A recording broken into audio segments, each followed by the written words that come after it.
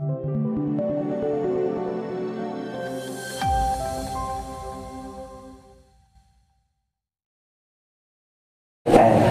lebih kepada program pembiasaan. Jadi alhamdulillah.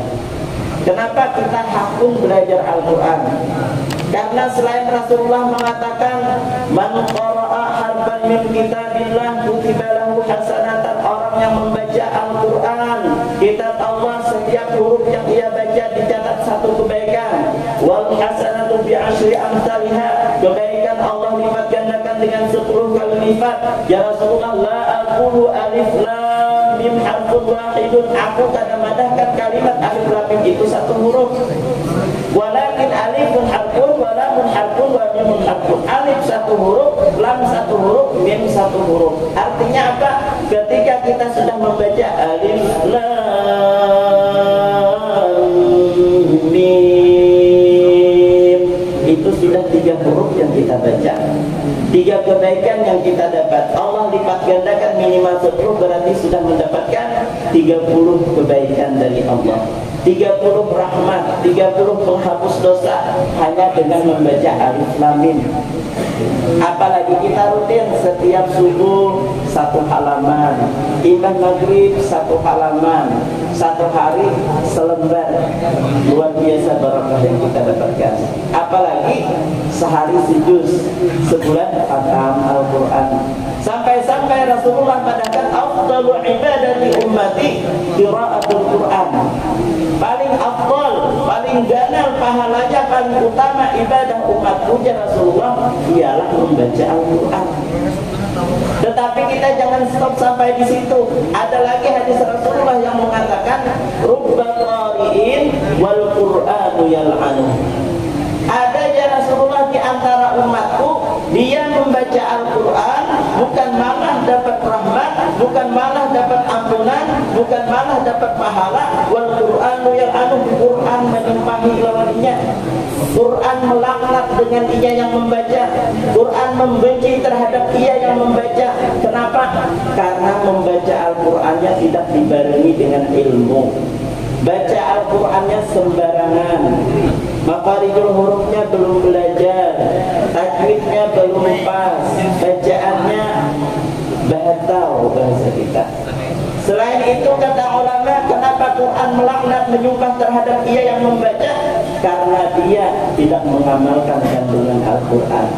Membaca Al-Quran iya, tapi maksiat masih jalan.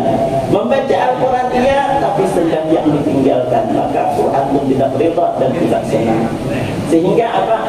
Kita alhamdulillah walaupun sudah beranjak remaja, walaupun sudah beranjak dewasa, bahkan orang tua, tidak ada kata-kata terlambat untuk belajar Al-Quran. Bahkan di lembaga urut TPA Al-Irsyad di Sapadangin itu kami membuka mulai jenjang PAUD. Kalau PAUD dan anak-anak lebih dari 200 santri dan santriwati. Kami buka juga kelas remaja khusus anak-anak MTS, SMP, Aliyah, SMK, SLTA. Ada juga khusus kelas remaja. Ada juga kami buka kelas pemuda. Nah, yang pemuda yang biasanya nongkrong di warung, habis maghrib sudah diganti main catur, dijadwalkan. Alhamdulillah semangat belajar Quran di maghrib para pemuda-pemudanya. Orang dewasa, ibu-ibunya 100 lebih pada ulang tahun. Alhamdulillah berkat metode tilawati dengan sistem pembelajaran yang mudah dan menyenangkan, itu cocok untuk semua kalangan. Mulai dari usia PAUD 3,5 tahun kami sudah terima. Alhamdulillah sudah ada yang masuk kelas TK, sudah masuk kelas Al-Quran. Kenapa? Karena dia belajar mulai usia 3,5 tahun. Bukan hanya sudah kelas Al-Quran, usianya TK. Kawanannya ada yang MTS, ada yang SD kelas 6, tapi kemampuan bacanya tidak kalah dengan yang besar. Kenapa? Karena sudah belajar sejak dini, 3,5 tahun. Bukan hanya dia sudah kelas Al-Quran, tapi alhamdulillah sudah hafal juz 30. Kita dari Al-Quran sampai Anas saja ngalir dari Imam Terawih. Ini usianya 5 tahun, alhamdulillah sudah hafal Al-Hafiz juz 30 dengan bacaan yang mampu dipertanggungjawabkan. Artinya bukan hafal tapi bacaannya bagus. Nah, berkah metode tilawati dengan sistem kebiasaan klasikal dan mudah menyenangkan. Kita harapkan nanti para siswa ataupun siswi bersemangat untuk mengikuti tahsil Al-Quran. Kenapa? Karena yang diuntungkan bukan hanya sekolahnya, bukan guru-gurunya, tapi yang diuntungkan kita sendiri. Ketika kita diberikan kesempatan untuk belajar Al-Quran, kita mau mengikutinya, maka kita diakui oleh Rasulullah sebagai umat yang terbaik. Dan kewajiban kita adalah belajar Al-Quran. Nanti ketika orang tua kita meninggal, maka yang paling diharapkan beliau adalah bacaan Al-Quran dan doa dari kita. Kalau kita kan bisa mengaji apa? Ya viral, orang tua dalam keadaan meninggal dunia sudah ditutupi dengan kain helai karena anak-anaknya tidak bisa membaca Al-Quran, padahal S1, S2, S3 anak-anaknya menunggu jenazah bapaknya, mamanya main handphone aja. Kalau di HP-nya baca Yasin, baca Quran bagus, ada ini game online. Kenapa? Karena tidak bisa membaca Al-Quran. Belajar ilmu umum bagus dan itu penting. Pintar kimia bagus, pintar matematika bagus, pintar bahasa Inggris oke. Tetapi yang lebih penting adalah pintar mengaji. Kenapa? Karena ini bekal kita dunia dan akhirat. Dengan menyandarkan Al-Quran, kita membaca Al-Quran, keberkahan dan rahmat Allah akan selalu kita dapatkan. Ulun hafal rumus bahasa Inggris, simple present tense, simple continuous tense, simple future tense. Wajib belajar bahasa Inggris.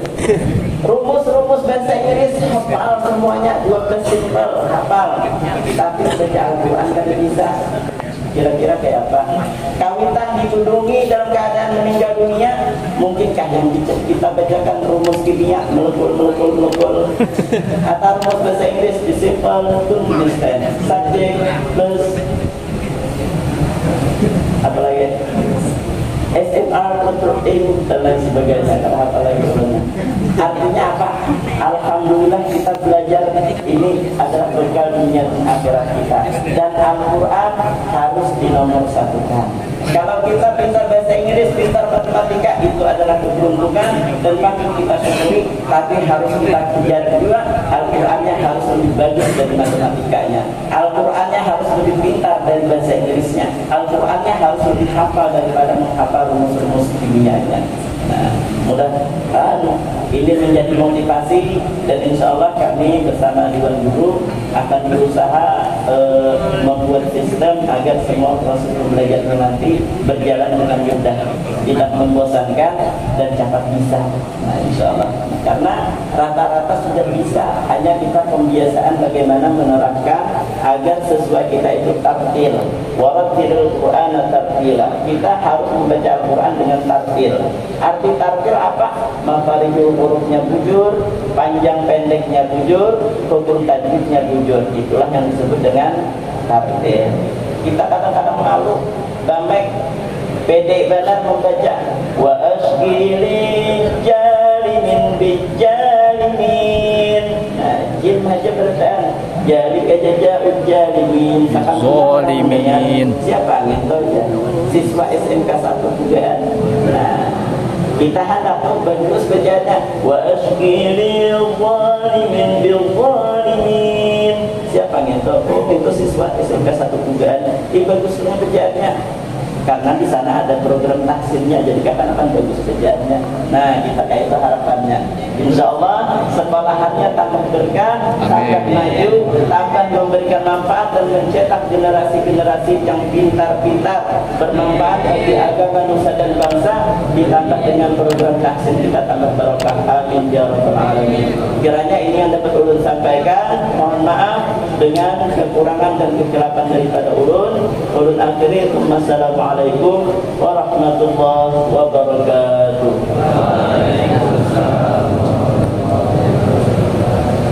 Bismillahirrahmanirrahim. Alhamdulillahirabbil alamin.